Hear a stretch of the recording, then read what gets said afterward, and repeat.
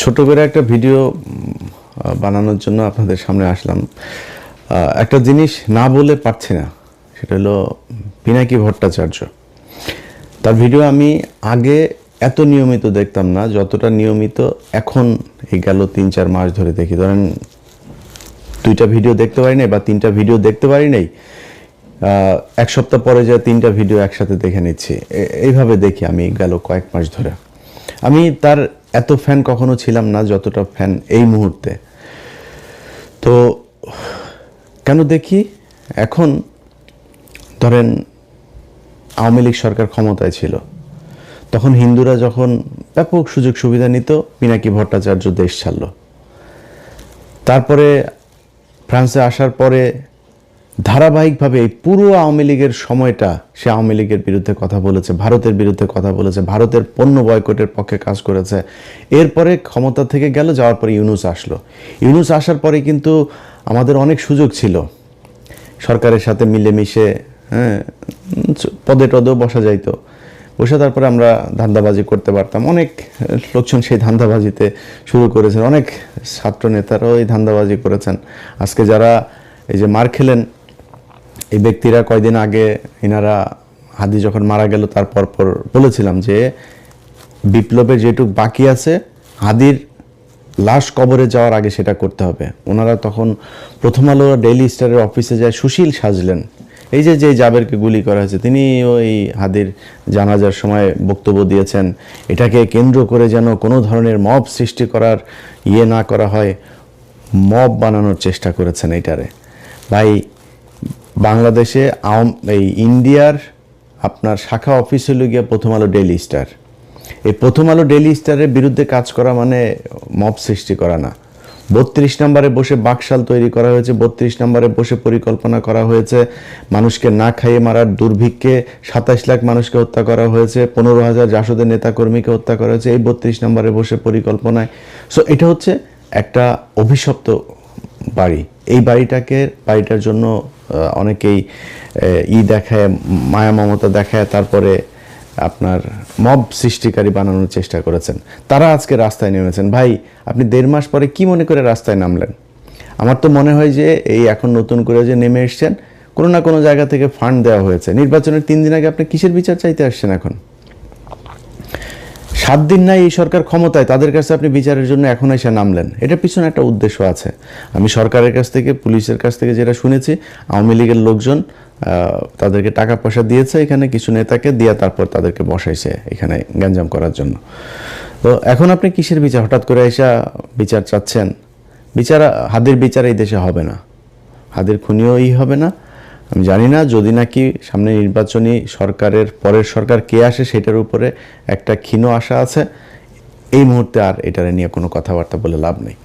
তো তারা করেছেন, বিশাল আকারের সুশীল সাজার চেষ্টা করেছেন। প্রথম আলো ডেইলি স্টারের সামনে গিয়া সাদা পাঞ্জাবি পরে তারপরে ভাষণ দিয়েছেন। তো এগুলো তারা করেছেন। তারা হারে হারে টের পাবে প্রথম আলো ডেইলি স্টার কী জিনিস, উদিচি কী জিনিস, ছায়ানট কী জিনিস, প্রশিকা কী জিনিস।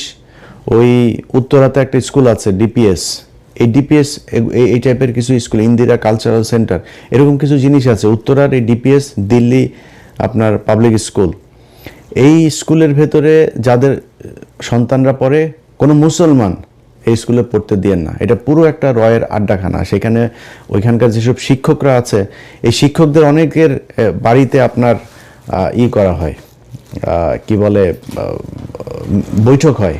সেনাবাহিনীর লোকজন, ভারতীয় হাই কমিশনার, তারা গিয়ে তারপরে বৈঠক করেন। তো এগুলো হচ্ছে এখন এই টাইপের এই প্রতিষ্ঠানগুলোকে বাংলাদেশে রাখা যাবে না।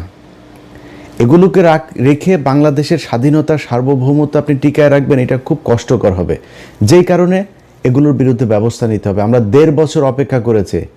প্রথম আলোর এই টিপু সুলতান, মতিয়ার, এই সন্তোষ শর্মা কালবেলার, তারপরে প্রথম আলোতে আরও আছে মহিউদ্দিন, তারপর ওই যে গিয়েছে, এখন এফপিতে গিয়েছে আপনার সাবিহা, এই যে আপনার শফিক, আপনার তত্ত্বাবধায়ক সরকারের যেই শফিক, এরা সব সিন্ডিকেট। এরা এই আপনার বানানোর, ইদানিং আবার বিবিসি বাংলা তাদের সাথে যুক্ত হয়েছে। এই সিন্ডিকেট মিলে বাংলাদেশকে জঙ্গি রাষ্ট্র বানানোর জন্য আপনার আবার নতুন করে পায়তারা করছে। তো তাদেরকে আপনার বন্ধ করতে হবে, তো আপনি করেন নাই, না করে তারপরে রাষ্ট্র পরিচালনা করবেন, সুন্দর করে আপনার চালাবেন, এটা মনে করার কোনো কারণ নাই। যাই হোক, এখন ধরেন আমি আর পিনাকি দাদা, আমরা দুজন এই সরকারের শুরু থেকেই এখন পর্যন্ত আমরা একটা জায়গায় স্থির থেকেছি যে আওয়ামী লীগের ব্যাপারে জিরো টলারেন্স দেখাইতে হবে। এখানে কোনো নমনীয়তা চলবে না। চুরি করেন, বাটপারি করেন, যা করেন ইচ্ছা করেন।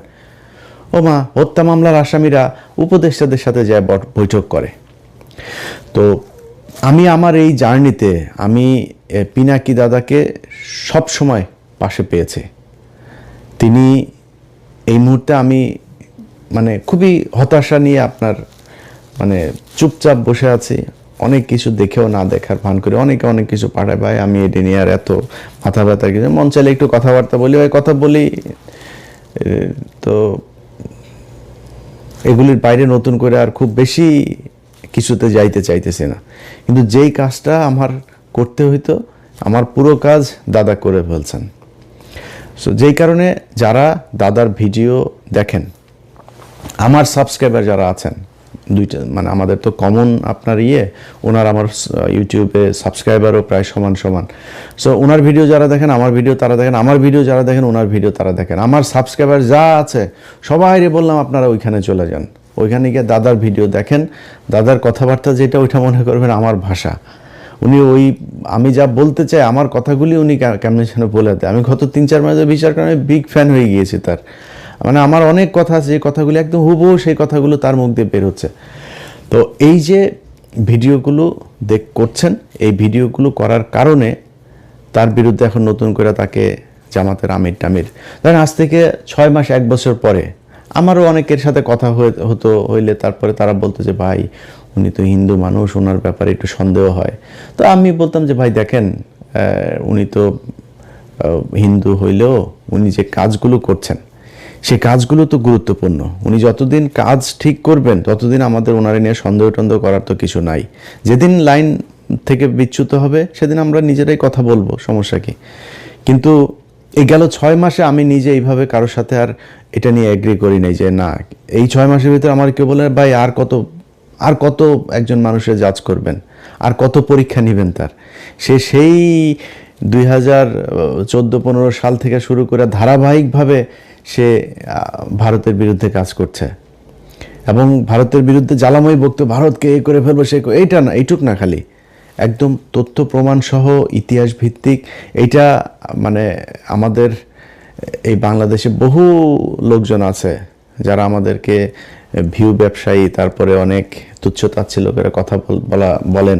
তাদের ভেতরে অনেকেই এখন ইউটিউবে, যেমন ধরেন মাসুদ কামাল এক সময় বলতো যে আমরা হইলাম গিয়া টাকা পয়সার জন্য ভিডিওতে কথা বলি। হ্যাঁ, মাসুদ কামালের যে ইউটিউব চ্যানেল আছে ওইটাতে মনিটাইজেশন করে নাই, 1 টাকাও উনি কামাই করেন না, ফ্রি সোশ্যাল সার্ভিস দেন।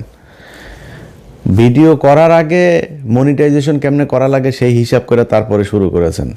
যার সাথে কথা বলেন তিনি বলেছেন, ভাই কয়দিন পরপরই মানে মনিটাইজ হওয়ার আগে পাগল হয়ে গেছে, কবে হবে, কেমনে তাড়াতাড়ি করা যায়, হ্যাঁ চিঠি আসে না কেন, কোড আসে না কেন গুগল থেকে, কত কিচ্ছা কাহিনী।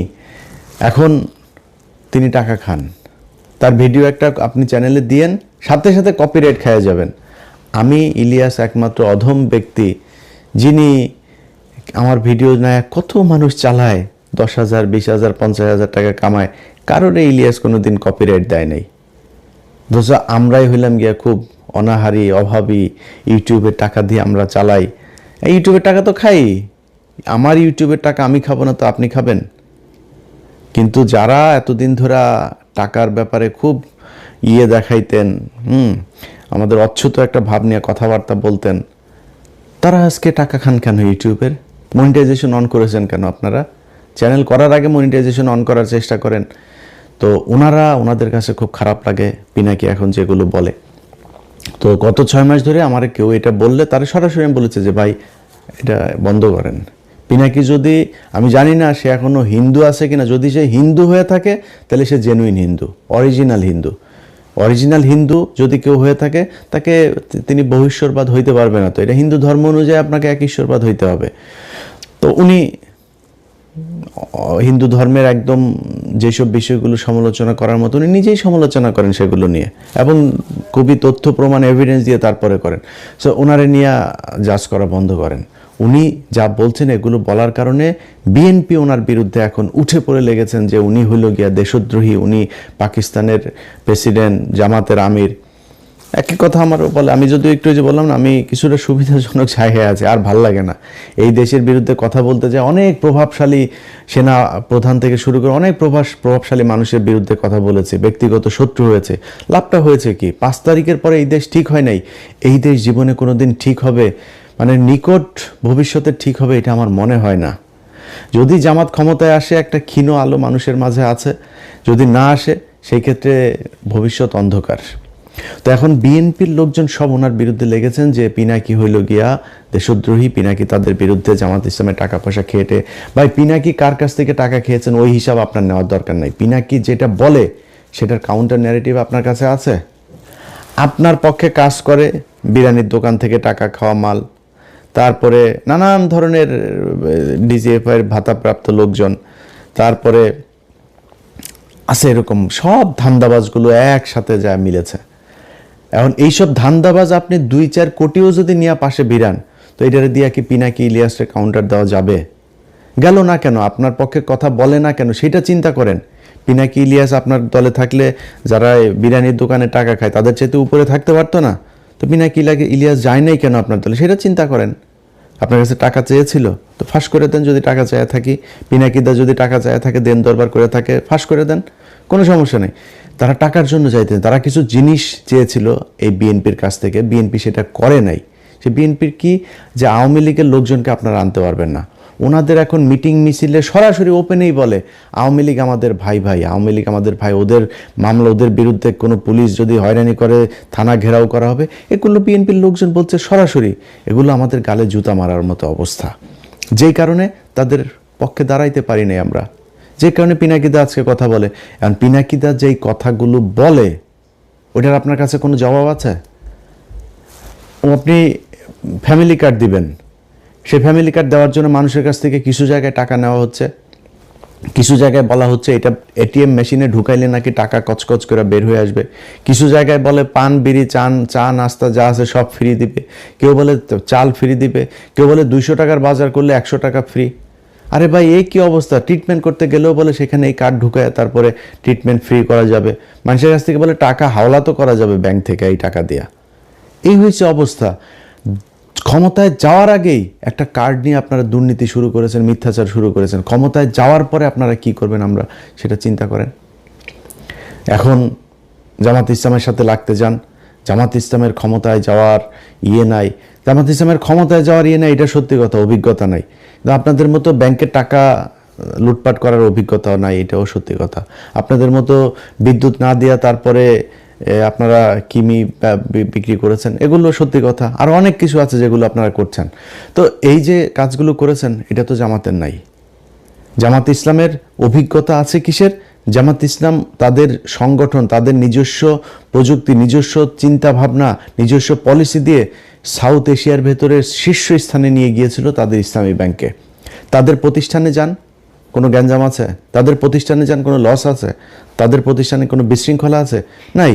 সবগুলো প্রতিষ্ঠান সুন্দরভাবে চলছে। তারা এই প্রতিষ্ঠানগুলো যদি সুন্দরভাবে চালাইতে পারে তাহলে রাষ্ট্রটাকেও সুন্দরভাবে চালাইতে পারবে। তাদের ব্যাংক যদি এত সুন্দর হয়, আর সরকারি ব্যাংকগুলো প্রতি মুনাফা তারা টানাপোড়ানের ভেতরে আছে, সব সময় প্রতি বছরই বাংলাদেশ ব্যাংকের তাদেরকে আপনার দিতে হয়, পুঁজি দিতে হয়, না দিলে ব্যাংক বন্ধ হয়ে যাওয়ার মতো অবস্থা। আর ইসলামী ব্যাংক হু হু হু হু করে উঠেছে।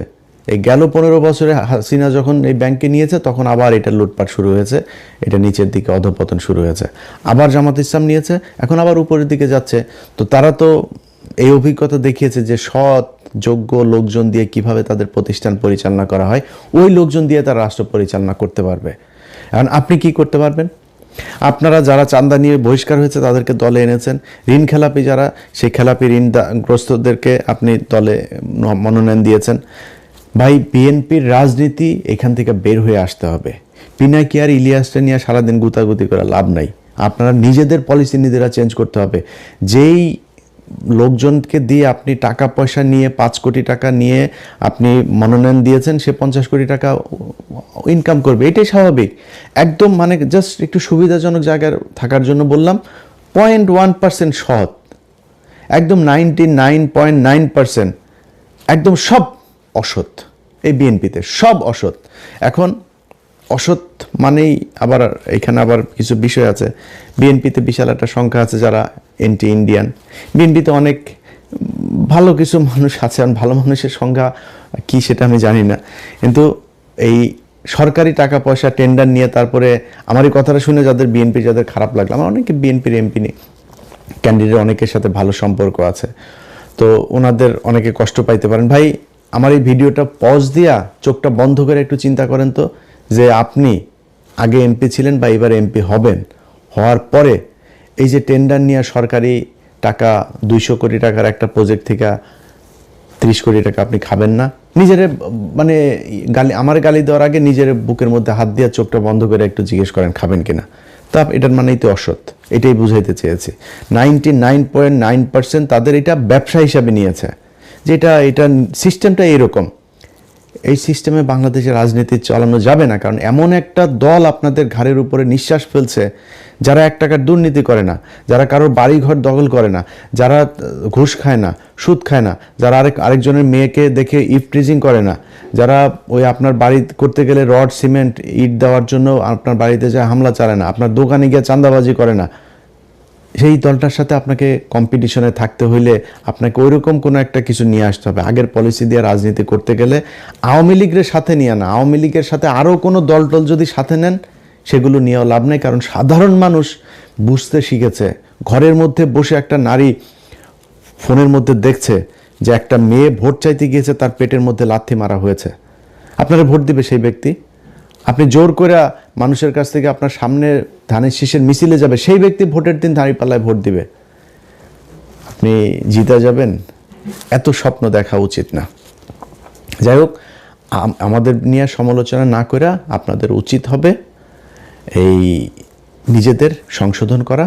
নিজেদের সংশোধন করলে আমার মনে হয় আপনাদের দলের জন্য ভালো হবে। সবশেষ সবাইরে আবারও বলি, পিনাকিদার ভিডিওগুলো, প্রতিটা ভিডিও যারা দেখেন নাই তারা গত 2 মাস ধরে কি কি ভিডিও করেছে পিছনে যায় ওনার চ্যানেলে গিয়ে তারপরে সাবস্ক্রাইব করে আসবেন, সাবস্ক্রাইব করবেন।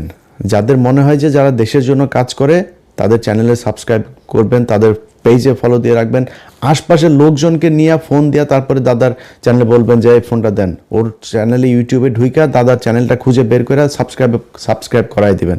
প্রথম আলোতে যদি ও 20 মিলিয়ন ইউটিউব চ্যানেলে সাবস্ক্রাইবার থাকে, ওইখান থেকে বের হবেন, বের হয়ে এসে দাদার চ্যানেলে ঢুকবেন। এটা দেখার দরকার আছে। মানে আমি আর আমার নিয়ে মার্কেটিং করলাম না, কারণ আমি এখন ভাই খুব অসহায়ের মতো আছি। আমার মানে ভাল লাগে না আর। এই গত 13 বছরে যা দেখলাম, কত মানুষকে ফেরেস্তার মতো মনে করতাম, শালা সব মালখোর। এই মালখোরদের দিয়া আর বেশি বিপ্লব দেখাইতে ভাল লাগে না, এই জন্য একটু সুবিধাজনক অবস্থায় আছি। দাদা এখনো বিপ্লবের ঠিক জায়গায় আছে, এই জন্য দাদার এখানে যাইতে বললাম।